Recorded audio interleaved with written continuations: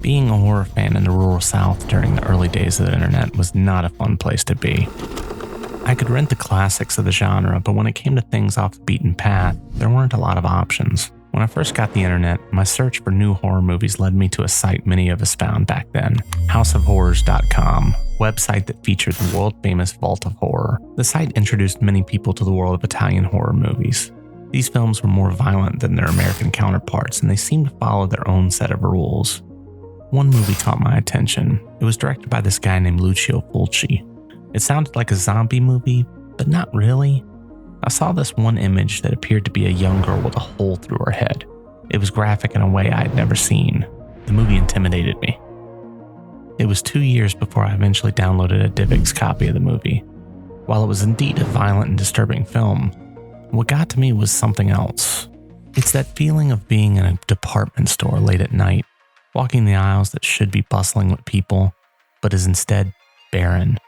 There's something off about it, unnatural and bereft of life. If I had to describe the Beyond with one scenario, that's what it would be. Lucio Fulci, the legendary director of this film, on multiple occasions described the movie as being built on a series of images instead of traditional storytelling. The film was released in 1981 and is considered part of Lucio Fulci's Gates of Hell trilogy, along with City of the Living Dead and House by the Cemetery. All of these movies would have a similar style of horror. Yes, Fulci is known for his gory special effects, but if you look under the hood, this type of horror has a different vibe. It feels empty and alone. It's less tied to logic and instead meanders into a dreamlike scenario every time. We enter the film in a flashback. It's 1927 and we watch as a group of men battle down the bayou and arrive at a hotel where a painter named Schweik lives. We don't piece together exactly what his crime is, other than it has something to do with him being accused of being a warlock. You ungodly warlock! Here, he is tortured and killed, apparently having his remains built into the basement wall. Even set in the past, we expect some sort of feeling of community in this act of violence. Yet, the hotel feels empty aside from those who work there. The men who do this might as well be faceless. They are only embodiments of violence. We jump forward to 1981. Liza Merrill is a young woman played by Catriona MacCall, who has just inherited a large hotel in New Orleans. And if you haven't pieced it together, it's the Seven Doors Hotel, the same one where the painter Schweik was crucified in the basement. From the start, the movie introduces a mythology full of rules, but it never goes out of its way to explain those rules to us in the audience. Instead, it just drops us into this world of isolation and asks us to connect our own dots. From the start, Liza's plans feel doomed. Her friend, a contractor, is doing everything he can to convince her to let him redesign the hotel. Yet, as Liza has a man work on painting the hotel, he looks inside the window and sees a set of eyes that unnerve him. This leads him to taking a fall that likely takes his life. While the man bleeds from his mouth, Dr. John McCabe, played by David Warbeck, performs a house call where he immediately discovers This man needs to get to a hospital. They scoop the man up and take him away. Everything at this point feels just a little odd. Even in 1980, doctors weren't frequently making house calls. The hotel seems so dreadfully isolated from the world. To call a doctor out instead of an ambulance seems so illogical. And does this seem like the way you'd lift someone with a potential neck injury? Sure, many of the nitpicks you can find here for the Beyond often seem like things the filmmakers just didn't think through. But there's another element to it that matches with the rest of the movie. The world that the film inhabits just doesn't feel real. As we go along, we will see that it also just feels abandoned. Despite Liza having one employee potentially killed, she pushes forward with her project and hires a plumber named Joe to find out why her basement is flooded and why there's no running water in the house. Upon Joe's arrival, it's just Liza and her 2 employees. We have no crews working on this massive project to renovate this ancient building. It's just Liza, alone, calling in someone like this plumber to work within the isolated and garish cellar below. Joe enters the basement and accidentally opens up a pathway in the wall that had been covered with bricks. As he does all of this, he may just be unwittingly opening one of the 7 gates of hell, as described in the Book of Ibon. Joe is murdered by a creature and his body is soon recovered along with Schweik's. Liza, while on a trip into town, encounters a blind woman named Emily. This scene is among my favorites in the film. Having traveled across this bridge many times in my life, the world-famous causeway leading into New Orleans by way of the North Shore, I've never seen this bridge empty in all of my life except for in the beyond. This blind woman, Emily, becomes a catalyst for the plot. She ensures us that Spike's death helped throw the plot into motion, and that the land is now cursed. When she leaves, Liza goes against her advice and enters Spike's room. Here she sees the Book of Eibon, as well as an image of Spike on the wall. Liza later talks to Dr. McCabe, who assures her that no blind woman matching Emily's description exists. At this point in the film, have you noticed something? Have you noticed the sparsely populated environments? Funerals are attended by only a handful of people. The cemetery is otherwise empty. Hospitals, usually full of noise and chaos, are unnervingly quiet. The causeway, the longest continuous bridge over water in the world, is devoid of a single driver. Before the plot throws us into fever pitch, the movie is devoid of life. While the plot progresses, Dr. McCabe finds himself slowly unraveling the supernatural elements at play. He looks for the blind girl Liza mentioned, only to stumble across the Book of Eibon. The film never explicitly discusses it, but this book is a grimoire from the Cthulhu mythos. H.P. Lovecraft didn't create the Book of Eibon himself, that honor belongs to Clark Ashton Smith, but Lovecraft did include it frequently in his work. McCabe finds himself trying out a new device on the corpse of Spike, an EEG of sorts that can detect brain impulses.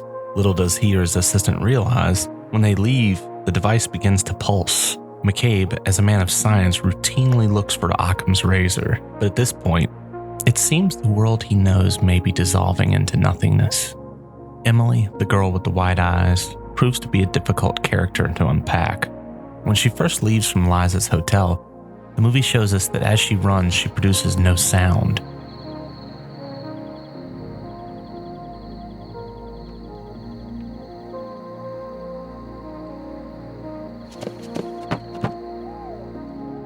She appears early in the movie as a set of eyes that frighten the painter and cause us fall. She and her dog both appear to be supernatural in one way or another. When Emily's home is investigated by Dr. McCabe, we find it in disarray and obviously abandoned. Yet, in some dimension or another, Emily does live here. She is shown again in her obviously not abandoned home, being confronted by Spike and the ghosts of those who have died so far in this story. They surround her. You can't take me back! They assault her seeing-eye dog, and the dog then kills her. At this point in the story, we know a few things. That those with these gray eyes, they aren't of this world. We know it with Emily.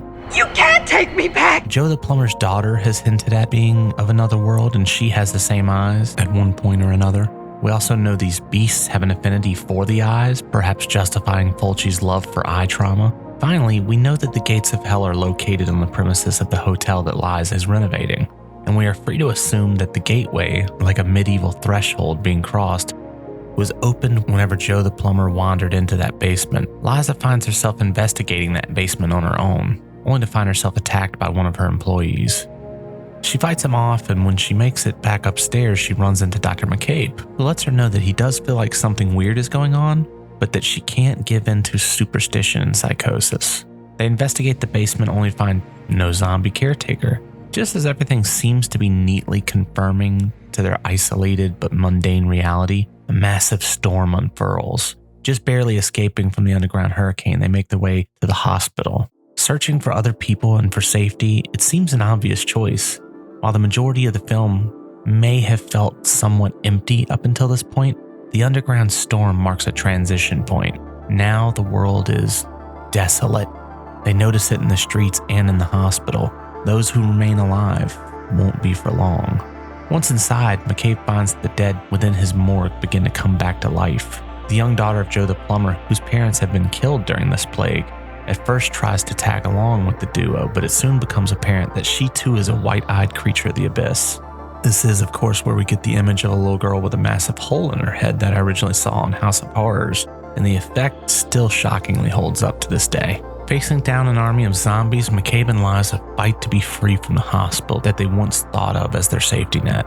As they run, hide, and fight with the creatures along the way, they eventually find an emergency exit to duck into. Once through the door, they find themselves on a familiar stairwell. They're back on the circular stairs that lead into the basement of the hotel. Here, in the basement, the doctor and the young woman find themselves staring into the abyss. They find an opening that seems unfamiliar. They step off and find themselves in a strange new environment. Surrounded by gray, the dark infinite reaches out in front of them. On the ground are bodies strewn about. Are they alive or are they dead? We do not know. Perhaps they've been trapped here so long that they've lost their will. They've laid down and given up. This landscape, if you've been paying attention very closely throughout the movie, should be familiar. It's the painting Spike was working on in the intro. It's the one Liza rescued from the hotel. It's a painting of a land that Spike knew all too well. Liza and McCabe try to escape. They run in all directions, but there is no hope. Their eyes begin to change, showcasing the telltale sign of a being associated with this gray abomination. Their blind eyes give way to their shock and horror. They are stuck here, and soon they are gone. Absorbed into this landscape, transported to a new land within hell? Who can say? T.S. Eliot once wrote, "Hell is oneself. Hell is alone. The other figures in it merely projections. There's nothing to escape from and nothing to escape to. One is always alone." I won't go so far as to say that the characters in the Beyond have been in hell the entire time, but they have been inching towards it. And as they fade away, with the audience never knowing what they disappear to, we are absorbed into this landscape of pure, unadulterated nothingness.